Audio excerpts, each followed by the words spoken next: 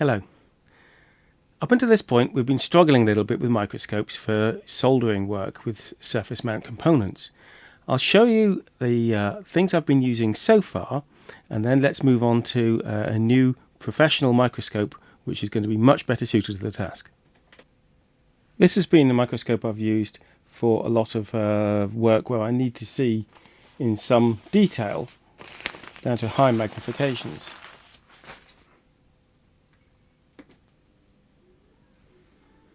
It's a lovely piece of kit, but it's pretty old.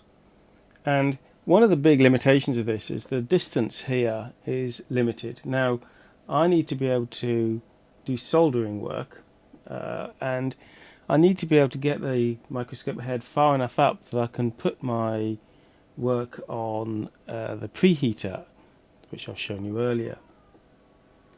So this kind of arrangement isn't really suitable for soldering. There's not enough room in here for soldering SMD components.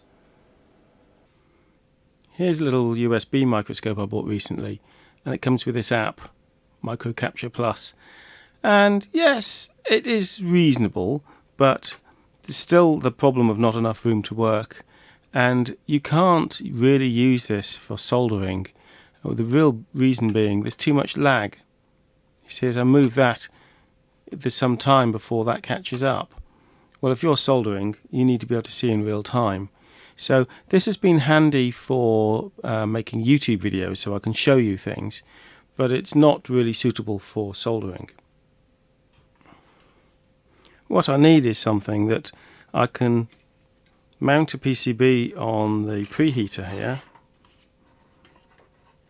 and work on it with enough room and also be able to see optically what I'm doing so there's no delay, and simultaneously let you guys on YouTube see what I'm working on. So to that end, I spent some weeks researching the right kind of microscope, and I didn't want to buy actually the manufacturer that I did buy, primarily because the ordering system was terrible. So what I expected was a bit like if you were to buy a new car, not that I could afford to do such a thing. You can select all the features you want on a single order form, and then someone might check that all those parts are compatible, and you click order and you get it all from one place. The microscope I bought was much harder to order than that, and I gave up at one point and very nearly didn't buy anything. What really swayed it for me actually was when doing some research, I saw that Lewis Rossman uses pretty much the microscope I was looking at, and you couldn't get a better recommendation than that. So I had to order the microscope from Amscope in Europe, and some of the components that it needs from Amscope's seller on Amazon, and one of the components from another seller altogether on Amazon. So there was never a time at which all of those things were sold together that I could be sure that everything would be compatible. And the components I bought on Amazon, I bought in UK pounds, and the microscope itself I had to buy in euros, and so I didn't know what the eventual cost was going to be until I got the bill from my bank, because they don't work in euros, so I didn't know what the conversion rate was going to be. So that whole process was very disjointed. In Amscope's favour, they do have some good help, and I was in an email conversation with Amscope Europe, and they were able to guide me through which parts I needed. And there's a lot of different solutions, and it's difficult to know which one to go for. So, for example, you can have a different amount of lights in the ring light, you can have different pixel count on your camera, and you don't know which is the place you need to spend your money. I also ordered some other parts as well, and you'll see when I unbox it all, hopefully everything that we've ordered. Right, should we get stuck in, unbox it, and set this thing up? Okay, so what we have here is the microscope itself. What I hope is camera and light, and any power supplies that might need, and also something called a Barlow lens, and eyepiece rubbers, which I had to order from a different supplier. So these I will open in a moment. Let's get on with the box. Now for this I have my helper Scott. Hi. Because this is heavy. How do we open this? How do we open this? Shipping instructions. Gross weight 27 kilograms.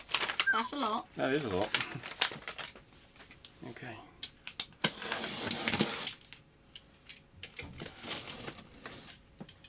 It says on the box, model SM-4NTP.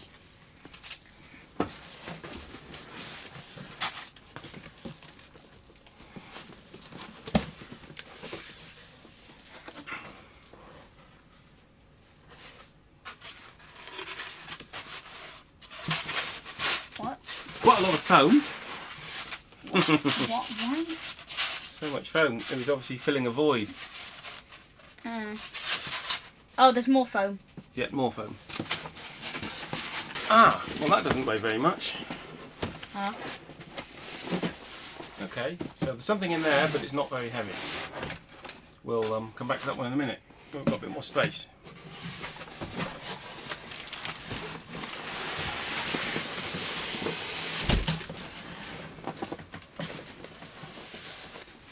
Shall we investigate the lighter box first? Yeah. I have a feeling I know what's in that bigger box. What's in here? Could you hold the box down while I lift it? Don't squeeze too hard because the foam's... Right. Wait, the box was literally just foam. No, no. Oh, it's a box of foam.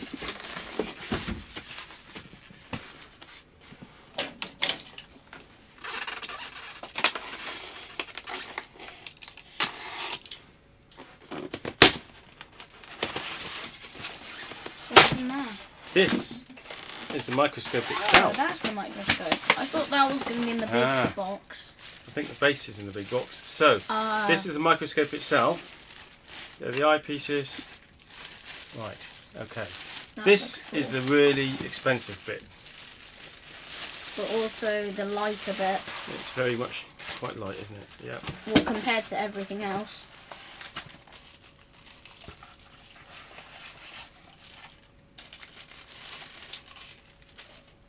What's that? That, I think, is a C mount for the camera. Okay. I think. But, of course, this is all new to me. And what's in here? I don't know. There's a lot of stuff. There's a lot of bits, yeah.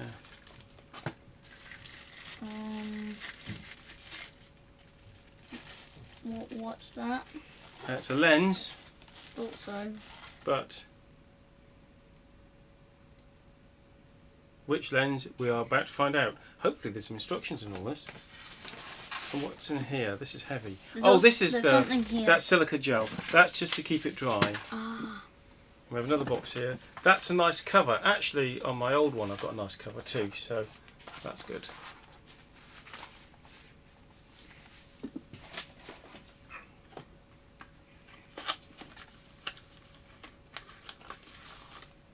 They're the eyepieces.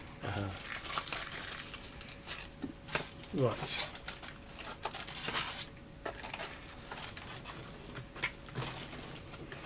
So I believe.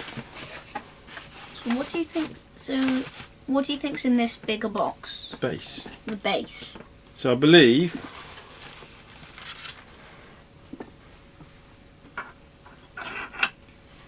They fit in there.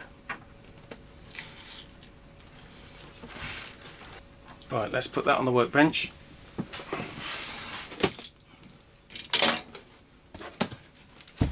It acts as a counterbalance because this has a long arm which reaches over your work. Yeah.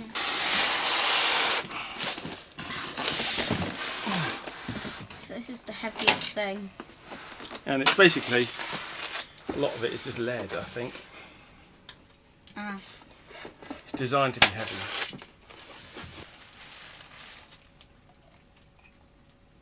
Not sure what that is. It's What is that? I don't know, but it's sort of floating around in there, looking a bit lost, which is quite worrying. Is that supposed? I don't know where that's supposed to go. What is that? I don't know.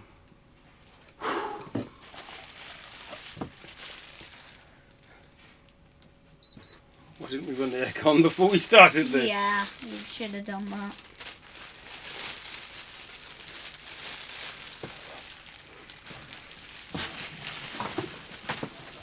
What just fell over? The cover. Okay.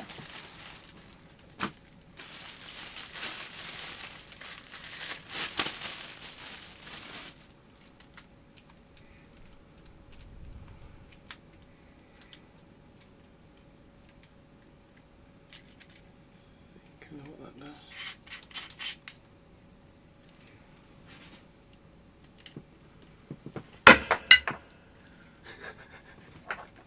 I don't think that was supposed to happen. No, well, you tighten these up when it's in place. But it wasn't tightened up enough. No, not tightened up yet because it's not assembled. Oh, let's be careful. I'm hoping I'll find some instructions soon.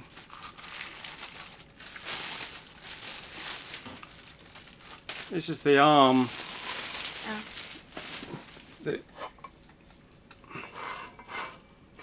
So that's the back, and this is the head end. Okay. And that's what you lock it up with. So that sits on a pillar that goes there. Oh, makes sense. Oh, wait. There's something else there. Oh, an Allen key for doing up these. Well spotted. It would be great if the instructions came in the box. I would have liked that. I notice there's a thread here, and there's a thread there. So I think that answers the question is which way around this goes. And this is a key component here. This allows you to set the height and leave it. Mm. And yet you can still swing the arm around, but keep the same height as you set. Yeah. That's a key thing. Oh, that's not Allen key, that's a screw. Yeah, it's a screw. I'm not really sure what that's about. Okay, we'll come back to that one later.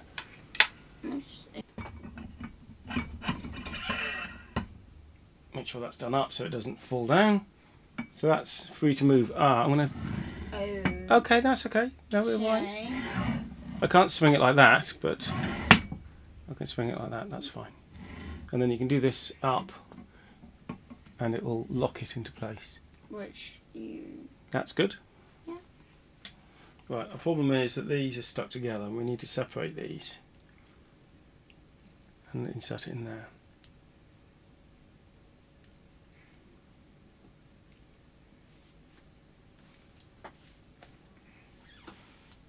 So that's a bit stuck. That's been done up too tight. I need to unwind that so I can reassemble it.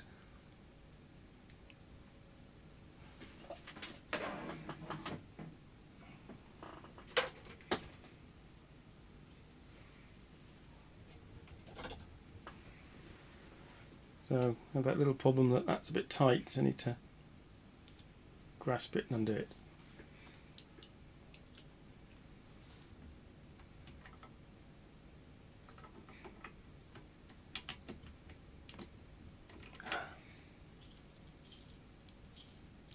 Worked it out.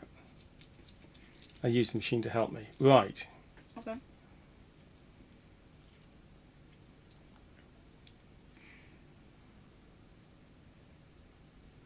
Now that slot there and that slot there, they have to go where the screws are at the bottom. I dropped apart.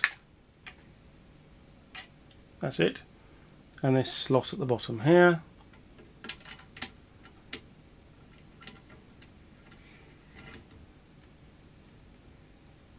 And then do that up. Brilliant. So now you can undo that and turn it or do it up. Or if you want, you can lock it off with this focusing rack. I may have to move this slightly so that I have enough room to work. Yeah.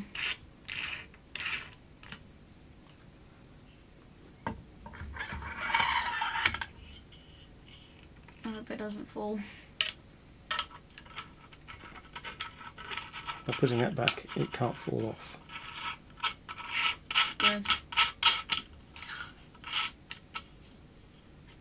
And then you can lock it with this piece.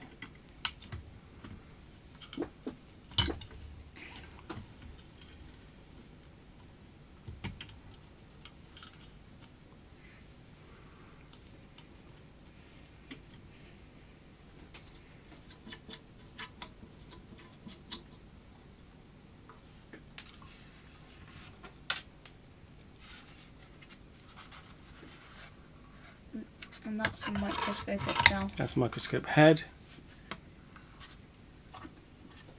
I'm surprised there's an empty screw hole there. That's interesting. Not sure why that's there. So we have the microscope on the stand and partly set up, but what we don't yet have is any of the ancillary bits, the camera and stuff. So let's install these. These are easy. Hopefully. You'd hope so, wouldn't you? Mm. They're also optional. Okay. So what are those? They just make it more comfortable. I don't have them on the old microscope. Oh yeah. Yeah, I know, because sometimes when you use a microscope it hurts your eyes. Yeah, and it's hard to get your face set in exactly the right place so you can see properly. So that's what that is. But they had to be ordered from some other supplier, not Amscope. Alright, let's see what's in here.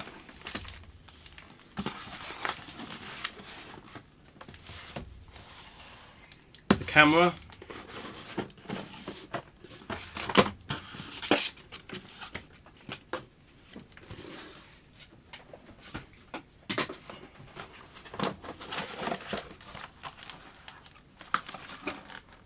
And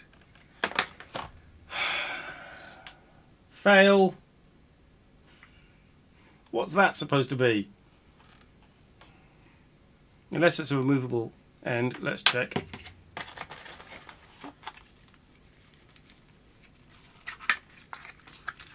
Oh no, this is, I believe, what they call the Barlow lens, which attaches to that.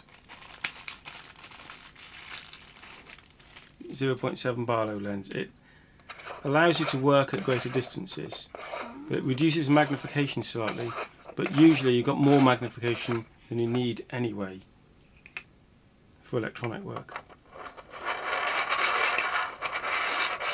So that was another optional extra component. You can get a 0.7 or 0.5 Barlow lens. How small can you see with it? We'll see soon. It's because this is set up specifically for electronic work, you don't need huge magnification.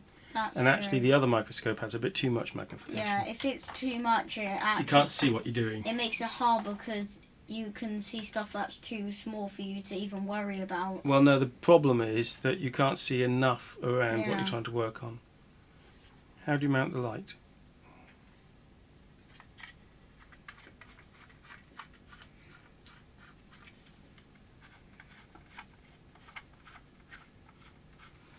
You have better eyesight than me. Tell me what the mains voltage rating of. Well, give me the voltage ratings of that input and output. Where's that? Where's It'll be in that nameplate underneath. this? Mm. It says adapter power ITE power supply model WA. Don't need all that. Yeah, go on. Input AC 100 240V. 100 to 240, right. So it'll run on our mains. And 0.2 amps, right. Amps, yeah. But it's just got completely the wrong plug on the end. So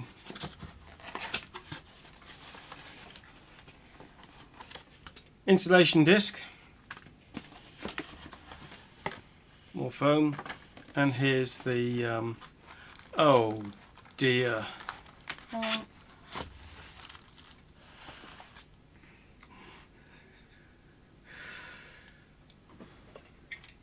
You see, this is the solution they've given us for running this on the UK. You have to go see Big Clive. He called these Deathdaptors. Right, I'll tell you what the problem is.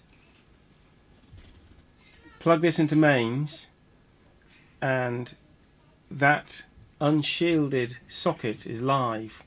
Anybody drop a screwdriver in there and fish it out, that's no. And I can also see these pins are too short. I don't know what to say. I'm surprised. I'm surprised a company like Amscope make a beginner's mistake like that. You know. Well, the suggestion for them is for them to change that. They need to fix that. They need to provide it with a proper adapter, or replace this with one that's safe with the correct pins. But that's totally unacceptable. Right, this feels like an extraordinarily decent quality USB cable. Okay, these cameras are quite expensive for what they are. Well, the whole thing is fairly expensive, isn't it? Yeah, nothing cheap here, no. Except the Deathdaptor, that's cheap. Some instructions at this point would really be useful. These are calibration slides. What you use those for is you can set them up so that you have a known distance between markings, and it can be useful for measurement. But I don't need to use it for measurement. That's not my purpose in life here. Right. These are different adapter rings, I believe. So the next big thing is to try to install the camera. Okay, that fits there. Looking at that, yes, we've got that installed correctly. You have that top bit, and then you put it in. Right, and you can lock it off there. That piece off. Take that off. You take that off. That looks like it works. That looks right, doesn't it? Hopefully. Right. Oh. Whoa. That's not feeling so stable. So I think what we'll have to do. Is there a way of like getting that stuck? Yeah, down? there's two things I could do. One thing is I'll bring the base this way a bit. But that's a good idea. I'll do that anyway.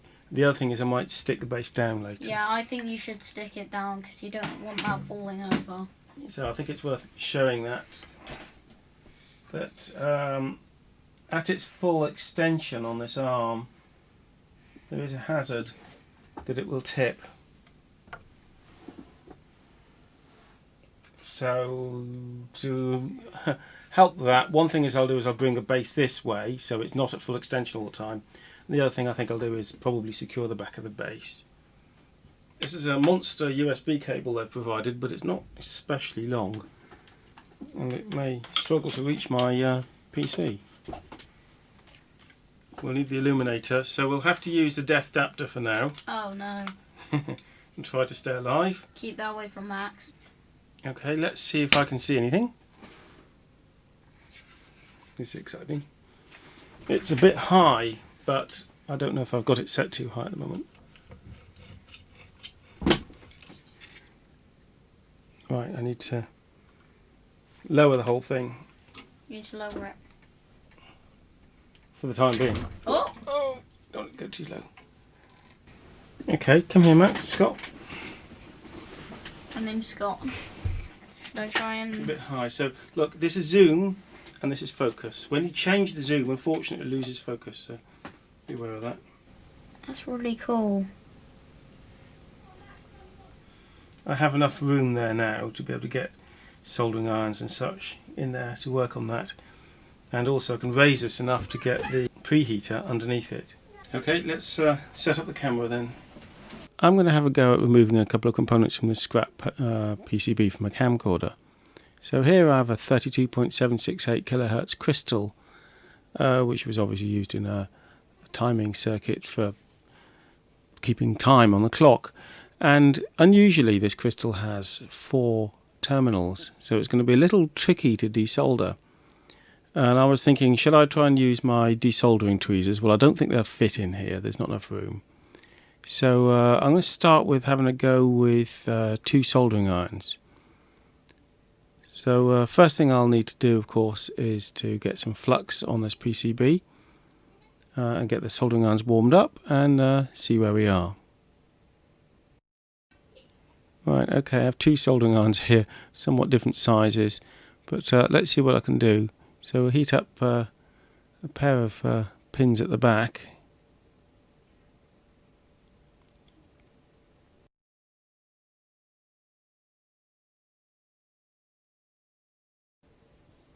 Well, that looks like it's desoldering it, but I can't get to the edge. You see it's coming off.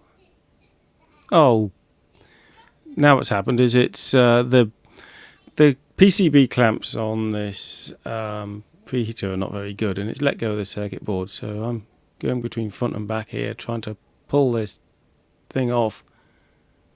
Not making much progress.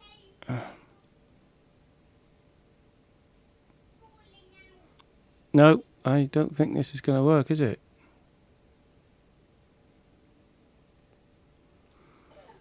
I have a dentist pick thing here, and you can sort of poke and prod the component, but I can't really get underneath it to lever it out. It's not going anywhere, is it? You see, I don't have enough hands to lever it at the same time as I'm heating with the soldering irons. Try again. I think with a two-terminal device like a surface mount capacitor, this approach should work really well.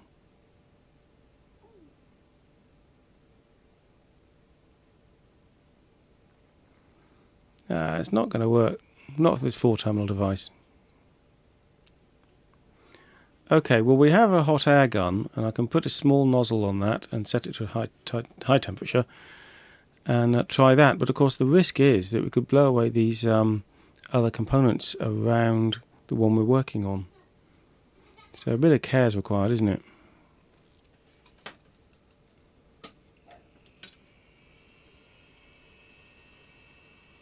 Alright.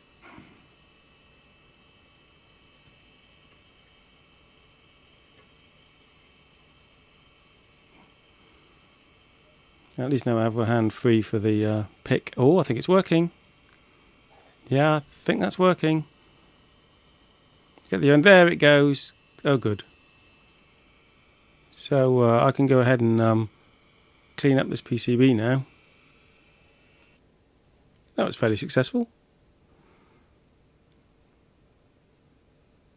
There it is. That's the crystal that's come off, and it's undamaged, and that could quite happily go back on. Quite pleased with that. Next demonstration is this component. I'm not quite sure what it is. It's I think it's another crystal, isn't it? Just two terminals. So I think I'll go straight for the hot air gun approach. Again, making sure I don't blow away any of these other components nearby. Right, start with some solder flux. Come on, right.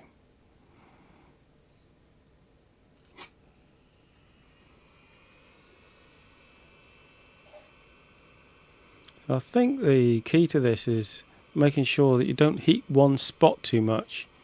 So I have to keep going between the two ends of the component.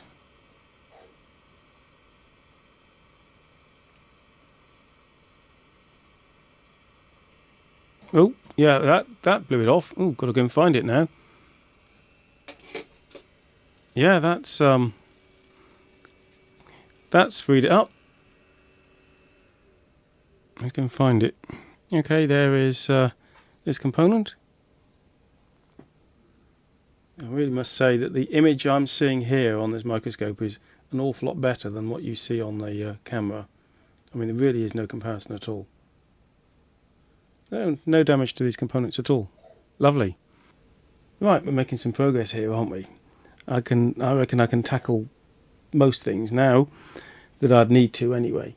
So let's put away this microscope and see if we can do that without it being a nuisance in the remaining space in the workshop. So I'll start by switching off the illuminator. make sure this handle is undone.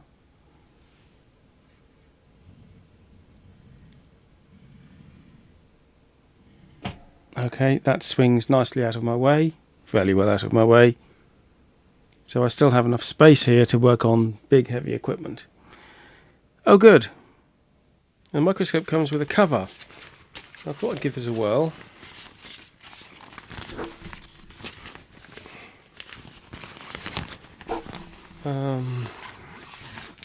I guess put it on.